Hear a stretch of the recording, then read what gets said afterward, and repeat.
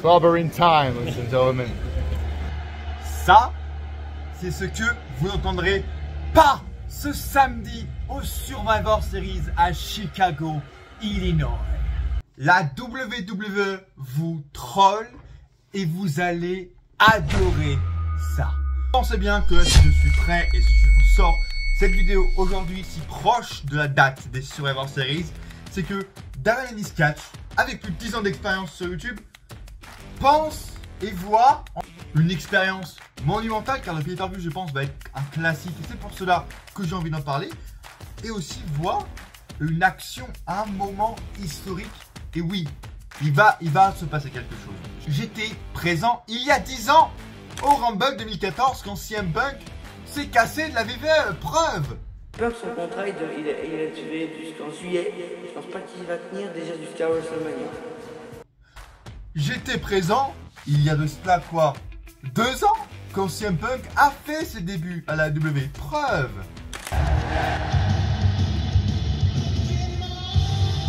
Bienvenue dans le Black Catch Day. Je l'innove, je le crée aujourd'hui pour ce week-end spécial dans le monde et dans le catch.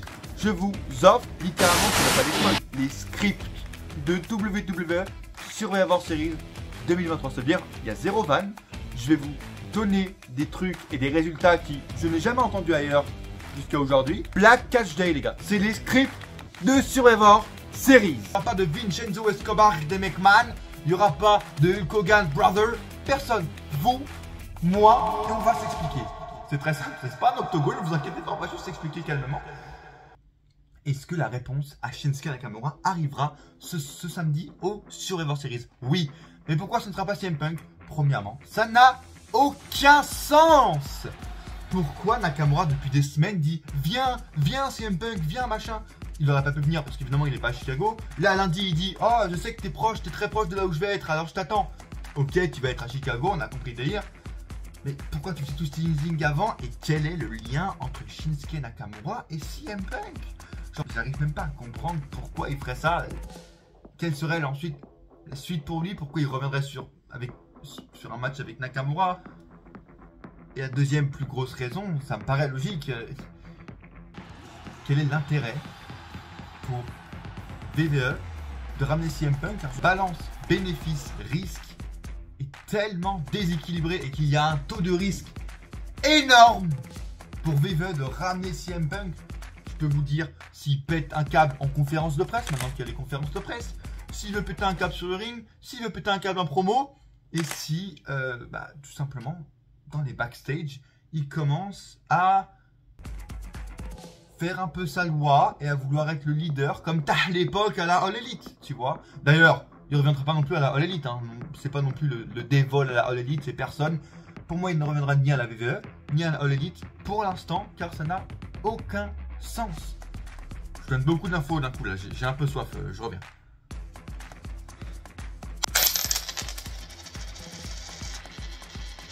Oh mince, j'ai une pièce qui est tombée de ma poche. Soyons honnêtes, qu'est-ce que WWE a approuvé en ramenant CM Punk? Genre ils vont prouver quoi? Qu'ils gèrent leur management? En fait je vois ça comme ça en mode oh ok, regardez les autres, regardez l'élite, on est meilleur qu'eux, on arrive à gérer le management, on arrive à gérer CM Punk. C'est pour prouver à quoi? Aux superstars comme Adam Cole, MJF, Samoa Joe de revenir à la WWE? C'est une superstar qui va vendre du merch, je pense, à fond. Et qui va peut-être même ramener des yeux sur la WWE à fond, c'est évident. Mais WWE n'en a pas besoin. Ils ont de très bons produits actuellement. Et vas-y, il crée une hit en backstage. Quelqu'un lui jette un verre d'eau à la gueule. Exemple purement imaginaire.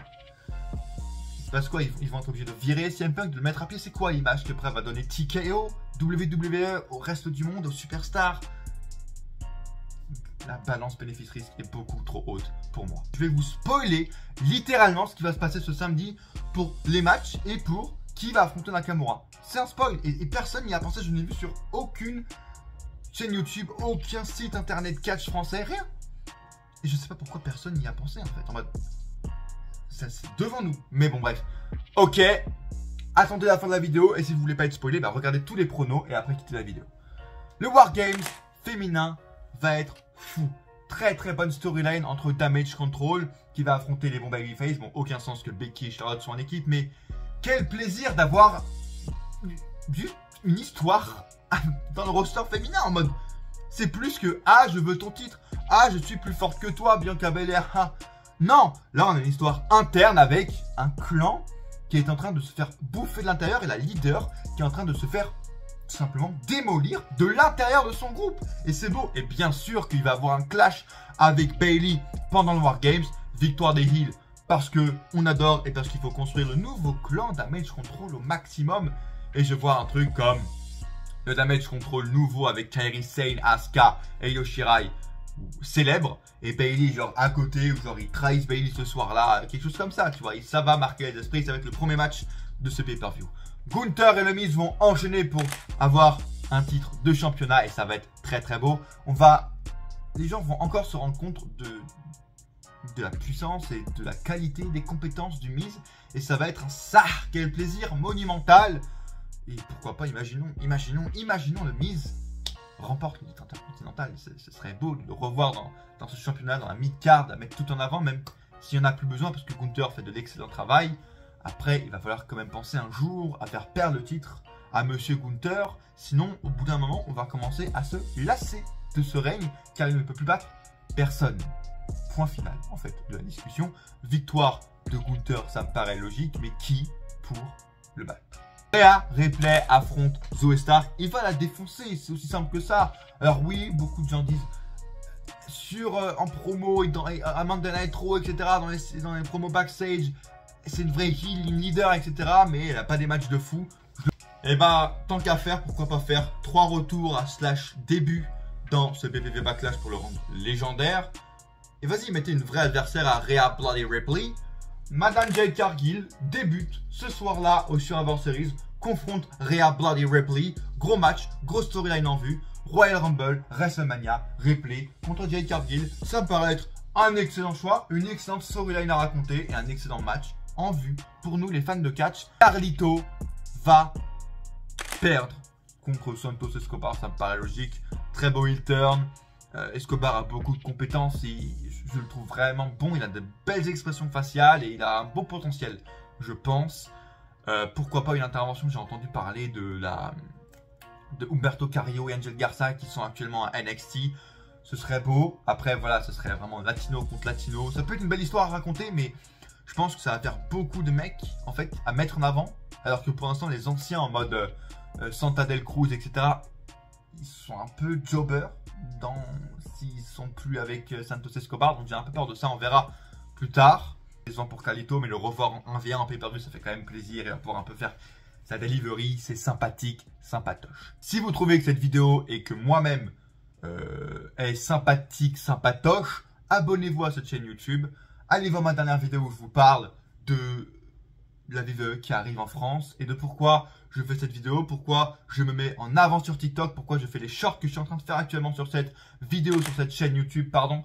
Pourquoi je fais tout ça? La réponse est dans la vidéo qui sera ici. Plaisir du War Games masculin, bordel, Cody Rhodes, le retour de l'équipe avec Randy Orton qui fera sa première entrée ce soir-là au Survivor Series depuis 1 an et demi, en équipe avec Jey Uso, avec qui a des histoires, Seth Rollins. Oh là, c'est magnifique, ça s'appelle le Booking à Hunter. Le Booking à Hunter, c'est beau. Tout le monde a des histoires entre tout le monde, ça va être magnifique à voir. Le Judgment Day qui, bien sûr, s'associe à Drew McIntyre, mais ils sont pas non plus alliés, donc il peut avoir des petites couilles. Il peut avoir des tensions parce que Judgment Day, parce que Damien Priest a peut-être donné des consignes en tant que leader du Judgment Day, mais c'est peut-être pas le vrai leader. Ça va être incroyable. Et moi, ce que je vois, cash-in de Damien Priest pendant le match, je pense, ça paraît logique. Je vois bien, tant qu'à marquer, faites aussi un changement de titre de champion du monde. C'est un bon moment, je trouve, parce que le Money in the Bank, c'est vraiment prendre le moment le plus opportun et le pire possible pour le champion du monde.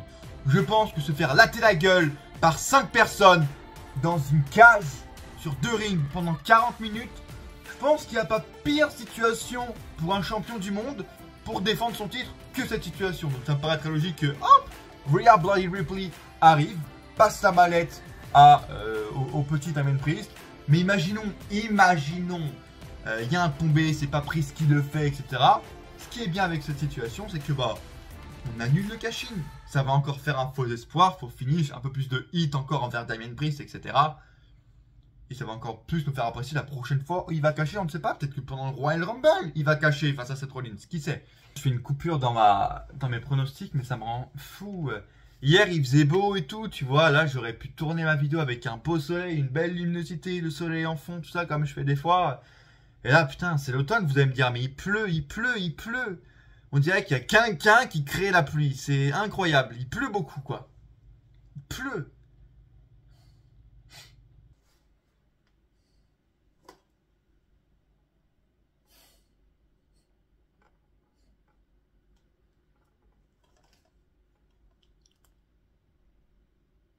La vérité, c'est... Oui, je joue souvent tout seul comme ça à mes figurines de cartes. Surtout sur le côté, en mode... Pas droit, hein, sur le côté. Ouais, souvent. Ça m'arrive, c'est pas vous? Oui. Pourquoi, intentionnellement, WWE aurait fait des références à CM Punk dans leur promo, avec Shinsuke Nakamura, pourquoi il a fait le GTS. L'ambiance, ici, c'est que, comme je vous l'ai dit, ça n'a aucun sens que ce soit CM Punk, mais l'idée derrière est de mettre en avant une certaine catégorie de... Hop, je vais mettre ça. Hop, vous voyez ça? Ouais. Une certaine catégorie de superstars à la WWE qui ne sont pas des mecs comme CM Punk, mais qui sont des japonais. Kairi Sane est revenue. Io Shirai est championne de la WWE, forme un clan avec 2 autres japonaises. Et Shinsuke Nakamura, certes, après avoir perdu le titre poids lourd, est dans une storyline hyper intrigante et est en train d'être poussé pour quelque chose de très mystérieux. Et ça, évidemment, il n'y a qu'une seule personne pour le faire, c'est bien sûr Triple H. Triple H, ils l'ont fait avec Bray Wyatt, ils l'ont fait avec Cody Rhodes, c'est évident qu'il se passera quelque chose ce samedi. Avec qui Shinsuke Nakamura a une histoire et qui a-t-il besoin de convaincre et qui a-t-il besoin de retrouver à la WWE au Survivor Series pour dire viens je t'affronte maintenant ici. Il veut convaincre et attirer des superstars japonaises. Et ça me paraît mais tellement évident. Alors, disons, ok, que ce ne soit pas une superstar japonaise. Brock Lesnar arrivera pour que Nakamura et Brock Lesnar fassent un meilleur des 3 manches, comme avec Cody Rhodes, et que Nakamura puisse gagner, je ne sais pas, au Rumble ou à WrestleMania, la rivalité avec Brock Lesnar. L'idée est là. Long term storytelling. Ça veut dire quoi? Mais oui, son contrat se termine en février. C'est un élément à part entière de New Japan. Imaginez si Triple H arrive à l'avoir dans sa compagnie, la pub que ça va faire au Japon, les nouvelles superstars, les nouveaux contrats qu'il pourrait y avoir, etc. L'argent que ça pourrait rapporter au business WWE. Yes. La tombée de la pluie.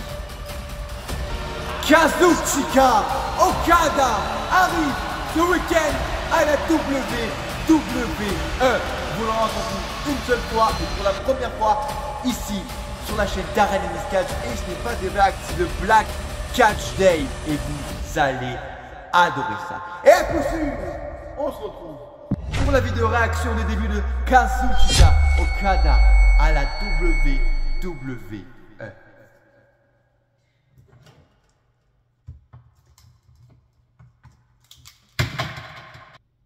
Ou pas?